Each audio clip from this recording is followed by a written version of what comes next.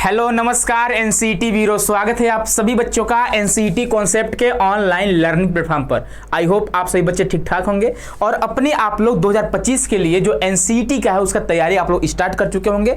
और हाँ, आप लोग थोड़ा इंतजार कर रहे होंगे कि कब हमारा प्रीवियस ईयर क्वेश्चन पता चलेगा कि हाँ किस टाइप के क्वेश्चन आते हैं, है ना, कैसे कैसे क्वेश्चन आते हैं। उन सभी के बारे में आपको जानना बहुत जरूरी होता है, क्योंकि देखिए अगर आप किसी भी एग्जाम की तैयारी करना चाहते हैं उससे पहले आपको क्या करना होता है कि उसी एग्जाम का पिछले 2-3 साल का क्या ट्रेंड रहा है।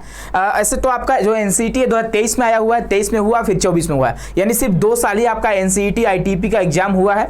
और अभी आपका जो 2025 में होने वाला है वह तीसरा होगा। ठीक है, तो आज हम लोग देखने वाले हैं 2024 का पीवाईक्यू, है ना, किस तरह से यानी किस लेवल तक क्वेश्चन आता है और हम लोग को किस तरह से तैयारी करना चाहिए, उन सभी के बारे में हम लोग बात करने वाले हैं।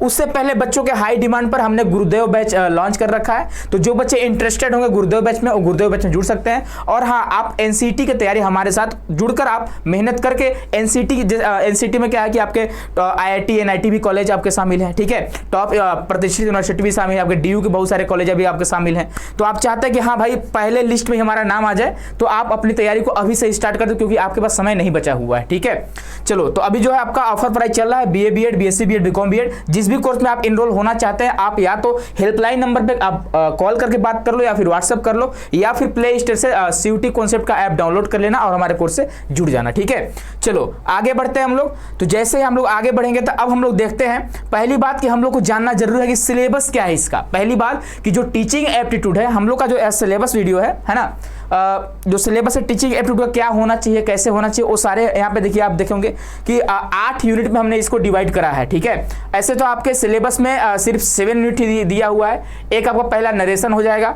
दूसरा जो आपका हो जाएगा वो हो जाएगा आपका फिल्म एंड बुक्स हो जाएगा, तीसरा मैथमेटिक्स हो जाएगा, यानी मैथमेटिक्स आपको नहीं पढ़ना है। ठीक है, आपको मैथ्स एप्टीट्यूड पढ़ना है, याद रखिएगा। आगे है आर्ट्स म्यूजिक ड्रामा हो जाएगा, ये सारी चीजें बता चुके हैं आपको। ठीक है, अगला है साइंस हो जाएगा, अगला सोशल साइंस हो गया, अगला लैंग्वेज एंड लिटरेचर हो गया, और एक आपका मिसलेनियस है जहां से एक आध दो क्वेश्चन पूछते हैं। ठीक है, यानी विविध आप समझ सकते हो। तो 8 यूनिट में हमने इसको डिवाइड कर रखा है। ठीक है, और हमारी जो सिलेबस में यह कंप्लीट हो चुका है, यह भी कंप्लीट हो चुका है, और तीसरा यूनिट हम लोग इसको स्टार्ट करे हुए, यानी मैथमेटिक्स यानी मैथ्स एप्टीट्यूड हमने स्टार्ट कर रखा है। ठीक है, तो यह तो आपका सिलेबस हो गया कि 8 यूनिट आपको टोटली पढ़ना है और आपके पास अभी सफिशिएंट समय है, आपको बिल्कुल घबराने की जरूरत नहीं है। और हाँ, जो टीचिंग एप्टीट्यूड में ठीक ठाक नंबर लाने की जिम्मेदारी हमारी है, तो आप बिल्कुल परेशान नहीं होना। ठीक है भाई, चलो आगे बढ़ते हैं। तो देखिए क्या होता है कि पहली बात कि आप पहला में देखोगे कि यहाँ पे नरेशन एंड न्यूज़पेपर आर्टिकल दिया हुआ है, यानी कि कहीं से भी आपको आर्टिकल उठाकर न्यूज़पेपर का दे देगा। ठीक है, और उससे आपको क्वेश्चन कर लेगा। जैसे देखिए आर्टिकल दिया हुआ है, अब क्वेश्चन आपसे कर लिया है। ठीक है, और यह जो आर्टिकल है यह इंडिया टुडे का आर्टिकल है, जो कि 2023 में पब्लिश हुआ था, वहीं से उठा के आपको दे दिया है और आपसे इसी बेस पे आपसे क्वेश्चन पूछ लिया है। ठीक है, देखो यहाँ पे अगर देखो आर्टिकल को अगर आपको सही करना है ना, आर्टिकल से 2 या 3 क्वेश्चन आपको ही पूछेंगे। और हाँ, आर्टिकल को आप सही करके आओगे, आप यकीन मानो आपको किस तरह से आर्टिकल को अटेंड करना वो भी आपको बताने वाले हैं। पहली बात कि आपको कम से कम इसको 2 या 3 बार आपको पढ़ना होगा। क्या होगा, 2-3 बार पढ़ेंगे तो आपके दिमाग में बैठ जाएगा। मतलब यह कहानी टाइप का नहीं होता है, स्टोरी नहीं होता है कि आप एक बार पढ़ोगे और इसका आंसर दे दोगे आप। ठीक है, यह आर्टिकल होता है, कुछ फैक्चुअल चीजें होती हैं जो आपके माइंड में बैठाना होता है। तो 2-3 बार आप इसको पढ़ोगे तो आप समझ जाओगे हाँ इसका आंसर क्या होना चाहिए। ठीक है, the national system of education will be based on a NCF, यानी कि यह एनसीएफ आपका 5 प्रकार का होता है। ठीक है, अभी तक 5 एनसीएफ अभी लागू हो चुके हैं। ठीक है, तो उसी के आधार पर आपका आर्टिकल दिया हुआ, तो आप लोग इसको पढ़ सकते हो। और अगला अगर हिंदी में बात करेंगे तो यहाँ पे देखो, शिक्षा की राष्ट्रीय प्रणाली एक राष्ट्रीय पाठ्य चर्चा की रूपरेखा पर आधारित होगी, जिसमें एक सामान्य कोर के साथ साथ अन्य लचीले तत्व शामिल हैं। सामान्य कोर में भारत के स्वतंत्रता संघर्ष का इतिहास, संवैधानिक दायित्व और राष्ट्रीय पहचान के संवर्धन के लिए आवश्यक अन्य सामग्री सम्मिलित होगी। यह घटक विविध विषय क्षेत्र पर लागू होंगे और इन्हें भारत की साझा संस्कृति, विरासत, समतावाद, लोकतंत्र, धर्मनिरपेक्षता, लैंगिक समानता, पर्यावरण संरक्षण, सामाजिक रूढ़ियों का निष्कासन, ठीक है, छोटा परिवार के सिद्धांत का अनुपालन और वैज्ञानिक स्वभाव, यानी कि ये सारी चीजें बताई गई हैं। जैसे मूल्यों को बढ़ावा देने के अनुसार डिजाइन किया जाएगा। सभी शैक्षिक कार्यक्रम धर्मनिरपेक्ष मूल्यों का सख्त अनुपालन करेंगे। भारत ने हमेशा देशों के बीच शांति और मैत्री को बढ़ावा दिया है और समूचे विश्व को एक परिवार माना है। ठीक है, इस प्राचीन परंपरा को आगे बढ़ाते हुए हमारी शिक्षा को इस दृष्टिकोण को मजबूत बनाना है और युवा पीढ़ी को अंतर्राष्ट्रीय सहभागिता और शांतिपूर्ण सह अस्तित्व के लिए प्रेरित करना है। इस पहलू को अनदेखा नहीं किया जा सकता। समानता के प्रोत्साहन के लिए न केवल सुगमता में बल्कि सफलता की परिस्थिति में भी सभी को समान अवसर देना आवश्यक है। इसके अतिरिक्त कोर पाठ्य चर्चा के माध्यम से सभी में मूल समानता के प्रति सतर्कता पैदा की जाएगी। इसका उद्देश्य उन पूर्वाग्रहों को मिटाना है जो जन्म से या सामाजिक वातावरण से संचारित किए जाते हैं। ठीक है, समझ गए? तो यह क्या हुआ, यह जो आपका आर्टिकल हुआ। अब इसी आर्टिकल को क्या करना होगा, आपको देखना होगा और इसको कम से कम 2 या 3 बार आपको पढ़ना होगा, तभी आपको आप क्या करोगे, आंसर दे पाओगे। ठीक है, तो जैसे ही हम लोग आगे बढ़ेंगे, अब देखो पहला क्वेश्चन आप सभी से पूछ दिया, निम्नलिखित में से कौन सा भारत की शिक्षा प्रणाली के विषय में उचित नहीं है। ठीक है, तो अब क्या करना होगा, आपको आर्टिकल को पढ़ना होगा। ठीक है, जैसे ही आप आर्टिकल को पढ़ लोगे, आप इसका आंसर आसानी से दे पाओगे। संवैधानिक दायित्व जैसी सामग्री राष्ट्रीय पहचान के संवर्धन के लिए आवश्यक है। सारे शैक्षणिक कार्यक्रम धर्मनिरपेक्ष मूल्यों का सख्त अनुपालन करता है, बात सही है। राष्ट्रीय शिक्षा प्रणाली में सामान्य कोर के साथ लचीले घटक भी शामिल है। अब अगला है, शिक्षा में समानता का अर्थ केवल सुगमता के संदर्भ में समान अवसर प्रदान करना है। अब देखो, जैसे ही आप चौथा विकल्प देखोगे, यहां पे देखो, समानता के प्रोत्साहन के लिए न केवल सुगमता में बल्कि सफलता की परिस्थितियों में भी सभी को समान अवसर देना है। ठीक है, तो भाई न केवल, तो भाई अगर आप अच्छे से इसको पढ़ोगे, ठीक है, तो जैसे ही आप इस लाइन को पढ़ोगे ना, आपको लगेगा एक गलत है। ठीक है, तो यही आपसे पूछा है कौन सा उचित नहीं है ना, यानी कि which among following is not true about education system in India. तो सही आंसर आपका क्या हो जाएगा, चौथा आपका सही आंसर हो जाएगा। ठीक है, तो इस तरह से क्वेश्चन पूछते हैं, इतना आसान क्वेश्चन नहीं पूछते, याद रखिएगा, डायरेक्टली क्वेश्चन नहीं पूछते हैं। ठीक है, कुछ क्वेश्चन टफ होते हैं। अगला देखिए क्वेश्चन क्या पूछा हुआ है, निम्नलिखित में से कौन सा भारतीय शिक्षा के वैश्विक स्वभाव का वर्णन करता है। भारत के स्वतंत्रता संघर्ष के इतिहास को सम्मिलित करना, युवा पीढ़ी को शांतिपूर्ण सह अस्तित्व के लिए प्रेरित करना, लोकतंत्र और धर्मनिरपेक्षता को बढ़ावा देना, सामाजिक वातावरण से संचारित पूर्वाग्रहों को मिटाना। यानी कि आपसे पूछ रहा है भारतीय शिक्षा के वैश्विक स्वभाव का वर्णन कौन करता है, तो युवा पीढ़ी को शांतिपूर्ण सह अस्तित्व के लिए प्रेरित करना। क्या है भाई, आप देखोगे आर्टिकल में जरूर कहीं ना कहीं लिखा होगा। ठीक है, कहीं आपको कुछ दिखाई दे रहा है तो यहाँ पे आप पढ़ो, देखो, इस प्राचीन परंपरा को आगे बढ़ाते हुए हमारी शिक्षा को इस दृष्टिकोण को मजबूत बनाना है और युवा पीढ़ी को अंतर्राष्ट्रीय सहभागिता और शांतिपूर्ण सह अस्तित्व के लिए प्रेरित करना है। ठीक है, तो यहीं से आपका आंसर देखिए, पहला क्वेश्चन का आंसर यहां से था, दूसरा का आंसर यहां से है। अब देखो तीसरा क्वेश्चन आपका क्या है, ये देखिए क्वेश्चन का आपको फॉर्मेट बता रहे हैं। ठीक है, जरूरी नहीं है कि यही आपको याद करना है, एकदम पूरा रट्टा मार लेना है, रट्टा नहीं मारना, क्योंकि आर्टिकल आपको कहीं से भी उठा के देख सकता है। ठीक है, अगला देखो क्या बोल रहा है, निम्नलिखित में से किन मूल्यों का राष्ट्रीय शिक्षा प्रणाली में प्रवर्धन होना चाहिए। अब देखो, भारत की साझा संस्कृति विरासत को बढ़ावा देना, समतावाद, लैंगिक असमानता, सामाजिक रूढ़ियों को बनाए रखना, वैज्ञानिक प्रवृत्ति को अपनाना। तो आपका आंसर क्या होना चाहिए। ठीक है, ABE BCE मतलब आंसर दिया हुआ है। ठीक है, तो किन मूल्यों का राष्ट्रीय शिक्षा प्रणाली में प्रवर्धन होना चाहिए, यानी which among the following value are to be cultivated in the national system of education. तो आप जैसे यहाँ आओगे अपने आर्टिकल पे, तो आप यहाँ पे देखोगे कि भारत की साझा संस्कृति विरासत क्या क्या सम्मिलित है, यह घटक विविध विषय क्षेत्र पर लागू होंगे। इन्हें भारत की साझा संस्कृति विरासत यानी कि पहला दिया हुआ है। ठीक है, यानी भारत की साझा संस्कृति विरासत यानी पहला दिया हुआ है, promoting India's common cultural heritage, यह दिया हुआ है। अगला क्या है, समतावाद दिया है क्या, बताओ, समतावाद यानी बिल्कुल समतावाद आपका दिया है। ठीक है, यानी कि यह भी आपका सही है, क्या है, यह भी सही है ना। लैंगिक असमानता दिया है यहाँ पे। ठीक है, लेकिन जैसे ही आप आर्टिकल पे आओगे, यहाँ पे लैंगिक समानता की बात करी, जेंडर इक्वलिटी की बात करी हुई है ना, लैंगिक समानता, देखिए यहाँ पे देखोगे जेंडर इक्वलिटी की बात करी हुई है, यानी कि तीसरा आपका गलत हो जाएगा। क्या हो जाएगा, तीसरा जो है आपका गलत हो जाएगा। चौथा है सामाजिक रूढ़ियों को बनाए रखना, नहीं भाई, दूर करना, सामाजिक की जो रूढ़ियां हैं, ठीक है, उसे क्या करना है, आपको दूर करना, मेंटेनिंग सोशल बैरियर, तो उसको दूर करना होगा, तो ये भी आपका गलत है। वैज्ञानिक प्रवृत्ति को अपनाना, बिल्कुल भाई, है ना, यानी इनक्लूकेशन ऑफ साइंटिफिक टेम्पर, तो ये भी आपका सही है, यानी कि क्या क्या सही है, ए बी और ई आपका सही है, यानी आपका आंसर ए होना चाहिए था। ठीक है, तो इस तरह से आपके एग्जाम में आर्टिकल पूछे जाते हैं। तो यकीन मानो, अगर आर्टिकल आप लोग अच्छे से कर लोगे, इतना आपको प्रैक्टिस कराया जाएगा, मैंने आर्टिकल 3 क्लास लिया हुआ है, ठीक है। तो जो बच्चे कोर्स में एनरोल होंगे उनको पता होगा, है ना, किस तरह से आर्टिकल को पढ़ाया गया है। बाकी अभी भी आपके प्रैक्टिस कराए जाएंगे, आपको टेंशन बिल्कुल नहीं लेना है, ठीक है। चलो अब हम लोग आगे बढ़ते हैं और अगला क्वेश्चन आपका है निगनात्मक तर्क पर आधारित होता है, यानी deductive reasoning is a reasoning based on, यानी यह किस पर, तथ्य पर, कारण पर, गतिविधि पर या फिर विधि पर। तो भाई इसका आंसर क्या करना है, हम सोच रखे थे कि इसका आंसर आपको नहीं बताया है, ठीक है। आपको क्या करना है, इसका आंसर आपको चूज करना है, ठीक है, या फिर खुद से आपको क्या करना है, जहां से भी आप इसका आंसर दो, लेकिन हाँ कमेंट बॉक्स में आपको जरूर आंसर बताना है। अब इसका आंसर आपसे इसलिए हम पूछ रहे हैं ना कि यह आपका विविध में आ जाएगा, क्या आएगा, यानी मिसलेनियस में जो हमारा 8 यूनिट था, 8वां यूनिट था, उसमें आ जाएगा, यानी विविध में आपका चैप्टर आ जाएगा, क्या आएगा, या विविध में। तो अगर आप यूनिट में नहीं पढ़े रहोगे तो कहीं ना कहीं आपको समस्या हो सकती है। तो इस क्वेश्चन का आंसर आप करोगे, याद रखना, ठीक है। आगे भी 2-3 क्वेश्चन आपसे पूछेंगे हम, ताकि पता चले कौन कौन बच्चा सीरियस है इस एनसीटी के लिए, ठीक है, सीरियस है, वो चाहता है कि हाँ टीचिंग और एप्टीट्यूड में ठीक ठाक नंबर आए।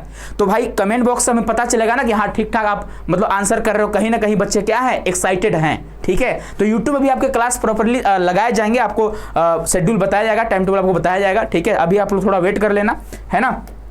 चलो आगे बढ़ेंगे, तो आगे देखो बात करते हैं निम्नलिखित में से किसे रामानुजन अंक कहा जाता है। अब देखो इसे जानते हो भाई, इसे आप टैक्सी कैब नंबर भी कह सकते हो, क्या कह सकते हो, टैक्सी कैब नंबर भी कह सकते हो, ठीक है। यह जो क्वेश्चन हमने कल ही कराया हुआ है क्लास में, ठीक है, कल ही हमने मैथमेटिक्स वाले क्लास में कराया हुआ है। जो आपके हार्डी थे, है ना, हार्डी कौन थे भाई, तो हार्डी जो थे यह ब्रिटिश मैथमेटिशियन थे, यानी ब्रिटिश गणितज्ञ थे। कौन थे,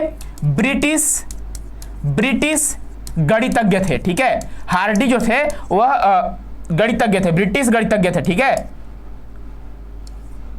ब्रिटिश गणितज्ञ थे। जब एक बार क्या हुआ ना कि रामानुजन जब हॉस्पिटल में भर्ती थे ना, तब हार्डी मिलने गए थे रामानुजन से, ठीक है। तो जिस ऑटो से मिलने गए थे ना, उसी ऑटो का जो नंबर था वह था 1729, क्या था, 1729 ऑटो का नंबर था। तो रामानुजन ने पूछा कि भाई बता दो जो तुम जिस टैक्सी से आए हुए हो उस टैक्सी का नंबर कितना था। तो वो बोले कि नहीं बता सकते, अपशकुन नंबर है। तो भाई रामानुजन बोले कि यह अपशकुन नंबर नहीं है, ठीक है। देखिए 1729 के बारे में जानिए। अगर आप क्या करोगे ना, 12 गुणे 12 करते हो, अब प्लस 12 गुणे 12 प्लस 1 गुणे 1 करते हो, तभी आपका क्या होगा, 1729 आएगा। और एक और है 10 गुणे 10 करते हो, प्लस 3 गुणे 3 करते हो ना, तो आपका 1729 है। यही इसका रीजन है, ठीक है। बाकी आप लोग देख लेना कि हार्डी रामानुजन संख्या सबसे छोटी संख्या है, जिसे 2 अलग अलग तरीकों से 2 अलग अलग घनों के योग के रूप में व्यक्त किया जा सकता है। 1729 10 और 9 के घनों का योग है।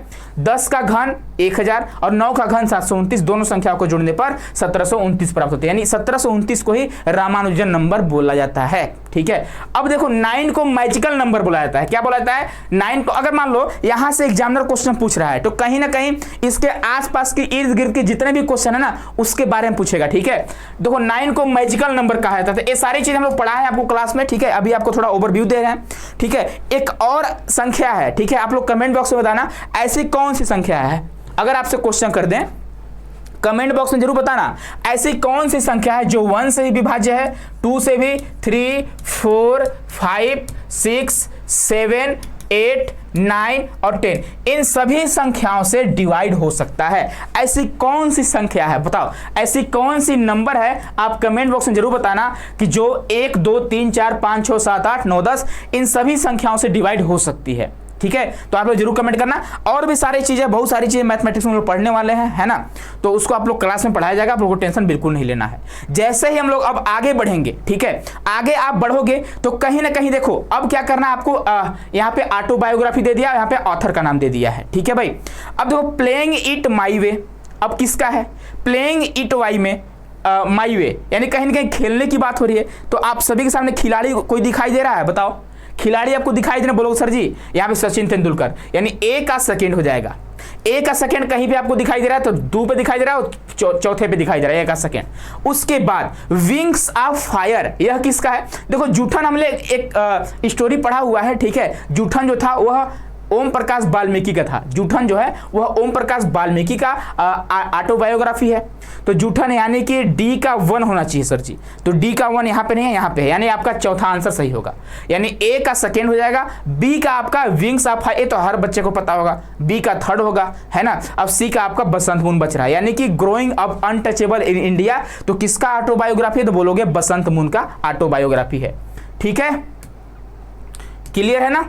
चलो आगे बढ़ते हैं। तो इस तरह से मतलब कि आप समझिए कहीं ना कहीं ऑटोबायोग्राफी से भी क्वेश्चन पूछ रहा है ना। तो ये भी आपको चीजें हम आपको पढ़ाने वाले हैं, तो आप बिल्कुल टेंशन नहीं लेना है। ठीक है, अगला देखो, किसको भारतीय औषधि उद्योग का जनक माना जाता है? यानी ऐसा कौन है जिसको, यानी the father of Indian pharmacist industries, यानी कि भारतीय औषधि उद्योग का जनक किसे जाना जाता है? तो याद रखना प्रफुल्ल चंद्र। देखो कहीं ना कहीं यह जो क्वेश्चन है वह आपका कहां से है? तो बोलोगे जैसे सर जी साइंस एप्टीट्यूड से। कहां से है यह क्वेश्चन? जो आपका साइंस एप्टीट्यूड से है। तो जितने भी आपके साइंस में क्वेश्चन बनने वाले हैं सारे क्वेश्चन को हम लोग अच्छे से अटेम्प्ट करेंगे। ठीक है, तो प्रफुल्ल चंद्र के बारे में थोड़ा जानकारी यहाँ पे दिया हुआ, आप लोग थोड़ा पढ़ लेना इसको। ठीक है, गांधी जी भी इनका बहुत तारीफ करे हुए प्रफुल्ल चंद्र रे का, है ना, बहुत जगह इनके बारे में उन्होंने बताया हुआ है। तो इसको आप लोग ध्यान में रखना। अगला देखो क्या है, एक व्यक्ति की प्राकृतिक घटना का आलोचनात्मक अवलोकन, वर्णन और उसका पूर्वानुमान लगाने की क्षमता को क्या कहते हैं? वैज्ञानिक प्रवृत्ति, वैज्ञानिक अन्वेषण, वैज्ञानिक साक्षरता, वैज्ञानिक दृष्टिकोण।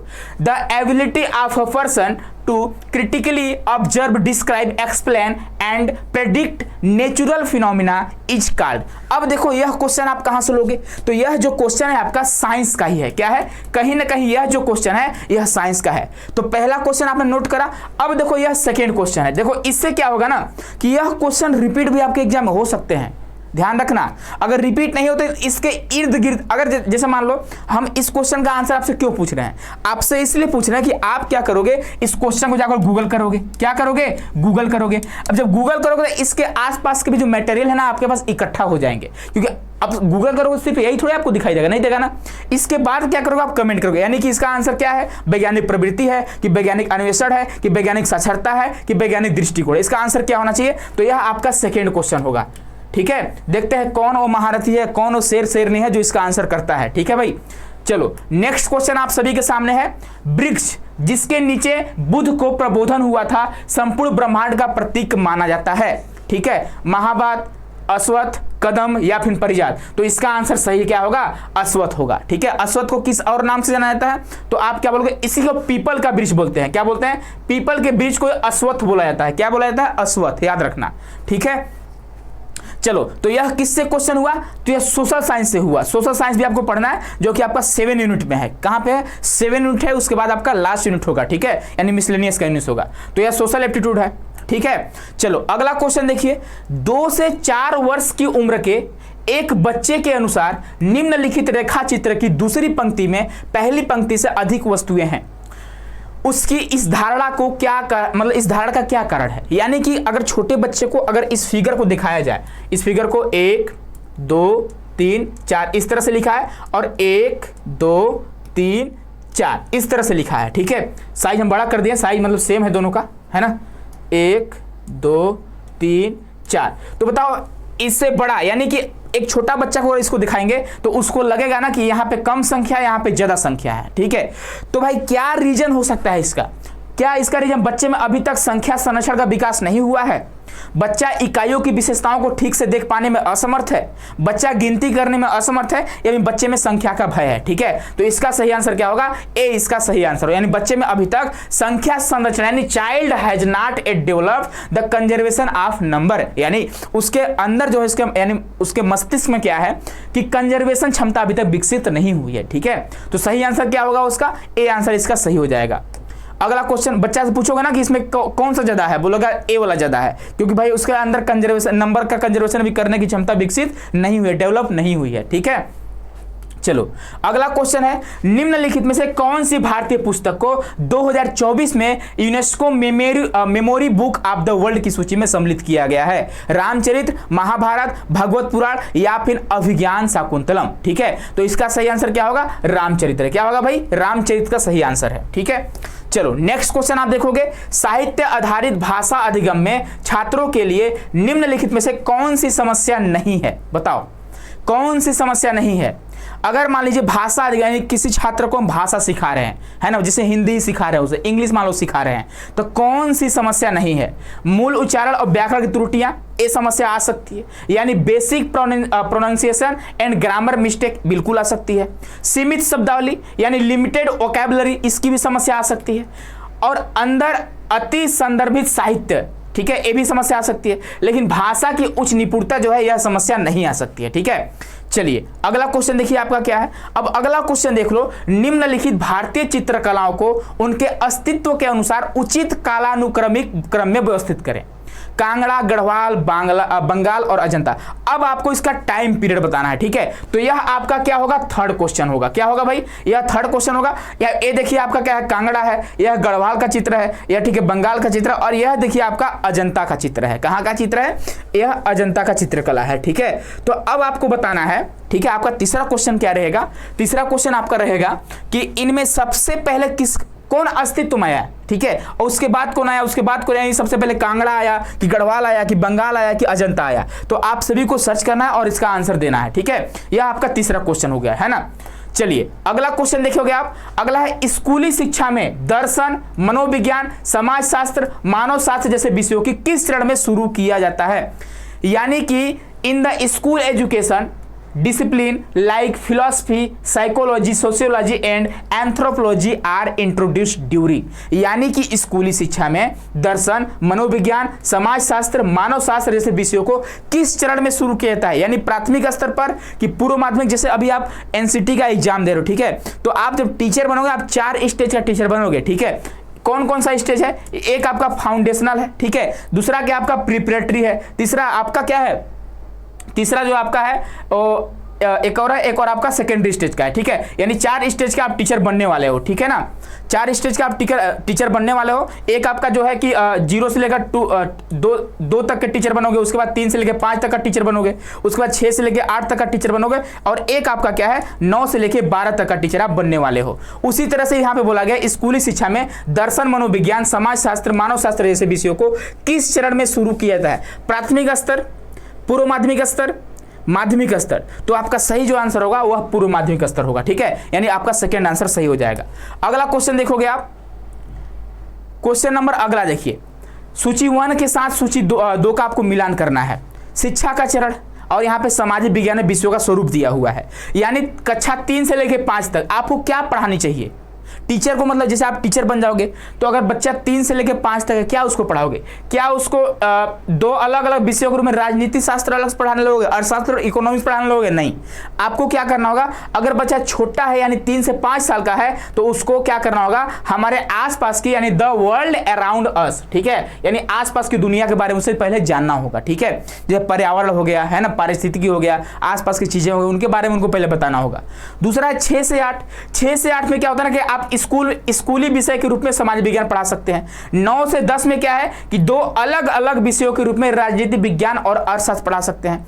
और क्लास 11 से 12 तक क्या है कि आप उनको ऑप्शन दे दोगे कि आप पॉलिटिकल साइंस चूज कर लो या फिर आप हिस्ट्री चूज कर लो, चाहे आपको जो चूज करना है, यानी कि चयन आधारित विकल्प के रूप में सामाजिक विज्ञान आप उनको पढ़ाओगे। ठीक है, चलो अगला क्वेश्चन आप देखोगे, निम्नलिखित में से कौन सी एक क्राफ्ट गतिविधि नहीं है? बुनाई आपका क्राफ्ट गतिविधि है, चित्रकारी भी है ना, कागज के मास। अब देखो कोलाज जो है ना वह आपका एक क्राफ्ट गतिविधि नहीं, यानी शिल्प कला नहीं है। ठीक है, अब आप सभी के सामने कोलाज का चित्र दिया गया, यानी इसमें क्या होता है, कागज के छोटा छोटा टुकड़ा होता है। ठीक है, और कागज के छोटे छोटे टुकड़ों से चिपका के हम कई तरह की चीजें बना सकते हैं, उसे हम लोग क्या बोलते हैं, कोलाज बोलते हैं। ठीक है, यहाँ पे तितली का चित्र बना हुआ है, तो यह क्या है आपका, यह जो है आपका कोलाज है। क्या है भाई, यह जो है आपका कोलाज है ना।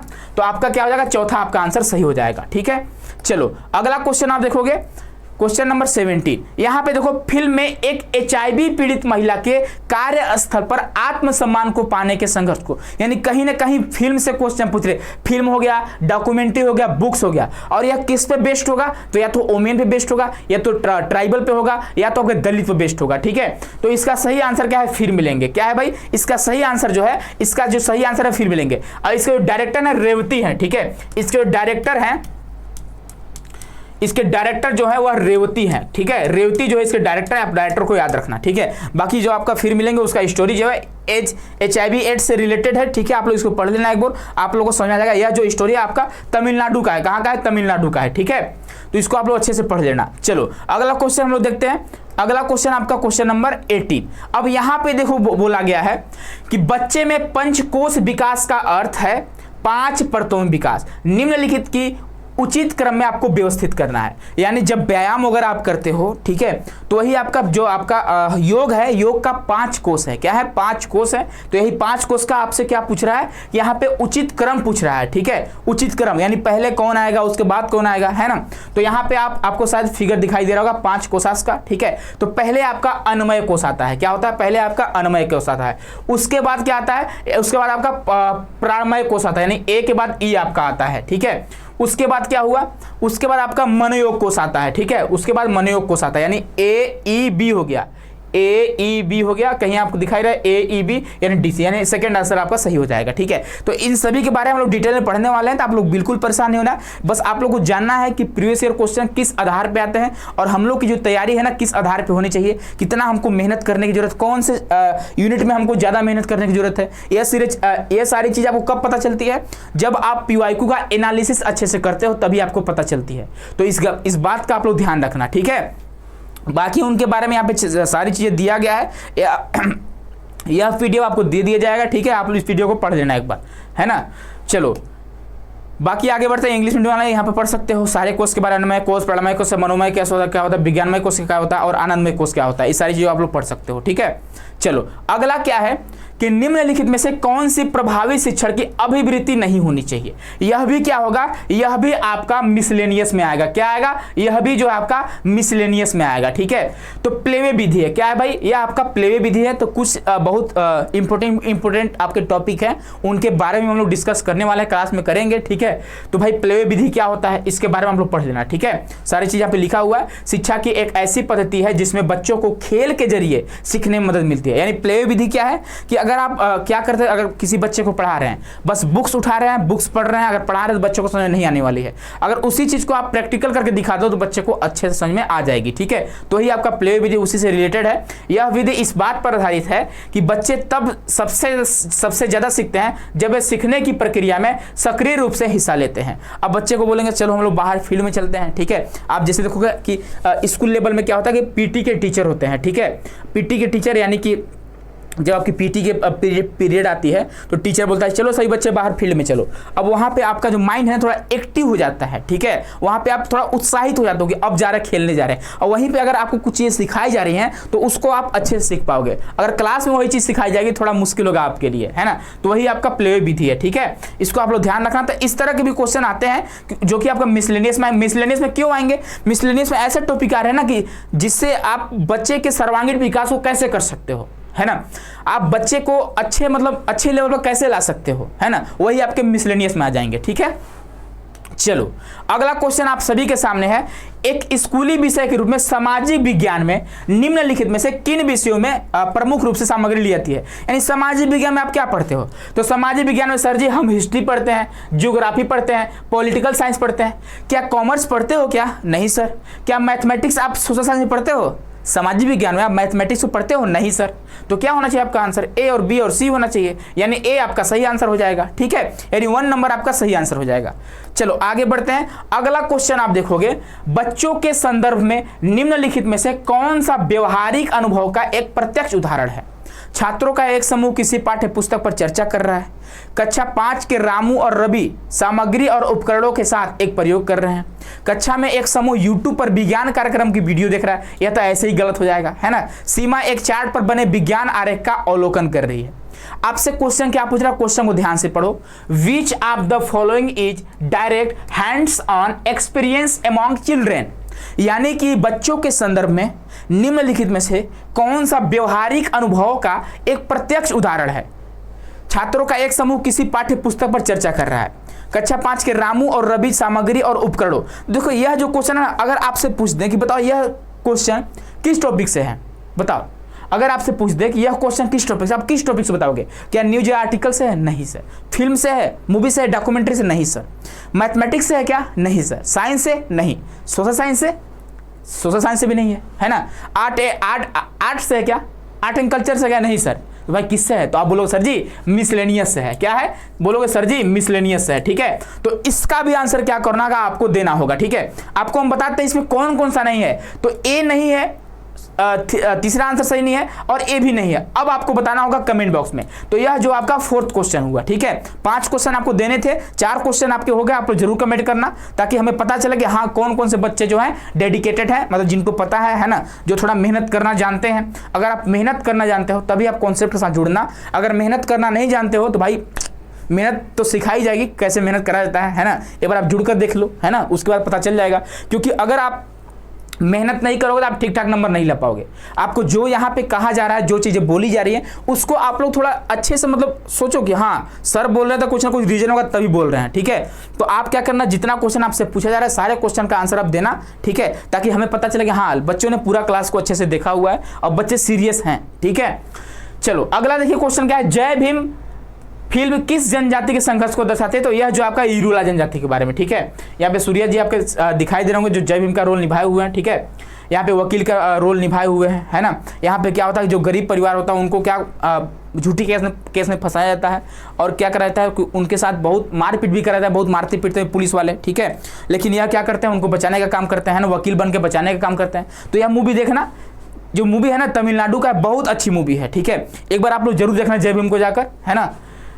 इतना मतलब यकीन मानो कि इंटरेस्टेड मूवी है। ठीक है, आप इसको छोड़कर नहीं जाओगे, उसके बाद बोलोगे सर जी मजा आ गया मूवी देखकर। ठीक है, तो जरूर इस मूवी को आप लोग एक बार देख लेना, है ना। तो यह जो आपका इरूला जनजाति से संबंधित है। ठीक है, चलो अगला आपका लास्ट क्वेश्चन है। क्या है? लास्ट क्वेश्चन है आपका। अब देखो यहाँ पे आपको बताना है सूची 1 को सूची 2 से सुमेलित करना है। आत्मकथा क्या होती है? ऑटोबायोग्राफी क्या होती है? बताइए। अगर हम बोलते यात्रा से जुड़ा लेख तो कहीं ना कहीं यात्रा वृत्तांत हो जाएगा, है ना। A piece of writing about travel, तो तुरंत मार देना, इसका आंसर ए हो जाएगा, है ना। यात्रा वृत्तांत का यात्रा से जुड़ा लेख हो जाएगा। उसके बाद एक व्यक्ति द्वारा लिखी गई उसकी जीवन कथा, यानी खुद के बारे में लिख रहा है। क्या होगा? खुद के बारे में लिख रहा है तो कहीं ना कहीं उसे बोलते हैं ऑटोबायोग्राफी। क्या बोलेंगे उसे? Auto, the story of a person life written by that person, यानी खुद लिखा है, यानी खुद अपने बारे में लिखा, आत्मकथा। उसके बाद किसी अन्य द्वारा लिखी गई एक व्यक्ति की जीवन कथा, तो जीवनी हो जाएगी। क्या हो जाएगी? जीवनी हो जाएगी, यानी the story of person life written by somebody else, तो क्या हो जाएगा आपका बायोग्राफी में आपका ए तीसरा हो जाएगा। उसके बाद दैनिकी क्या है? तो दैनिकी है एक अखबार या मैगजीन जिसमें सभी लेख किसी विशेष विषय या पेशे पर आधारित हो, तो यह आपका आंसर हो जाएगा। तो कौन सा आंसर है? पहले का दूसरा, पहले का दूसरा, पहले का दूसरा और बी का तीसरा, पहले का दूसरा बी का तीसरा, इसमें भी है और इसमें भी है। ठीक है, सी का 1, सी का 4, सी का 4, यानी आपका चौथा जो आपका सही आंसर हो जाएगा। ठीक है, यानी 4 नंबर आपका आंसर हो जाएगा। तो इस तरह से हम लोग का क्या हुआ, यह बच्चे हम लोग का PYQ था 2024 का। ठीक है, जो कि आपके एग्जाम में क्वेश्चन पूछे गए थे, है ना। बहुत सारे क्वेश्चन जो एग्जाम में आए हुए हैं वो आपको टेस्ट सीरीज में प्रोवाइड कराए गए थे, है ना। क्लास में बहुत सारे हम लोग 2 महीने में हम लोग बहुत अच्छे से तैयारी कर रहे थे, है ना। कर भी लिए थे ठीक ठाक। बच्चों का नंबर भी, बहुत सारे बच्चों का तो 100 परसेंटाइल नंबर भी आया हुआ है। ठीक है, तो आप टीचिंग एप्टीट्यूड को लेकर बिल्कुल परेशान नहीं होना, है ना। और जिम्मेदारी आप मेरे ऊपर दे दो, बिल्कुल टेंशन नहीं लेना है। बस जो बोला जाता है बस वही करते रहना। ठीक है, क्योंकि टीचिंग एप्टीट्यूड का जो सिलेबस है ना, मतलब थोड़ा लिमिटेड सिलेबस है। ठीक है, यानी कि सिलेबस को अगर ख़त्म करना चाहेंगे तो कम से कम समझो कि 1 महीना में तो अच्छे से, यानी 1 महीना अगर लगातार क्लास ले लें तो अच्छे से आपका खत्म हो जाएगा। ठीक है, बाकी रिवीजन वगैरह भी आपके 1 बार नहीं 2 बार नहीं 3-4 बार आपके रिवीजन भी करा जाएंगे, तो आपको बिल्कुल परेशान नहीं होना है। तो आप सभी का गुरुदेव जो बैच है वो लॉन्च कर रखे हैं। ठीक है, अगर आप इंटरेस्टेड हैं, अगर इनरोल होना चाहते हैं तो आप या तो ऑफिस वाले नंबर पे कांटेक्ट कर सकते हो या फिर व्हाट्सअप कर सकते हैं आप। ठीक है, या फिर अगर डायरेक्ट जुड़ना चाहते हैं तो आप COT कॉन्सेप्ट ऐप को प्ले स्टोर से डाउनलोड करना, वहाँ पे आपको गुरुदेव बैच का ऑप्शन दिखाई देगा, आप हमारे कोर्स से जुड़ सकते हो। ठीक है, फिर मिलते हैं बच्चे हम लोग, बहुत जल्द आपको बताया जाएगा। ठीक है, शेड्यूल के बारे में कि कब आपकी क्लास यूट्यूब पे होगी, सारी चीज़ आपको बताया जाएगा। ठीक है, फिर मिलते हैं हम लोग अगले क्लास में। खुश रहिए, मस्त रहिए, स्वस्थ रहिए। बहुत बहुत धन्यवाद आप सभी बच्चों को।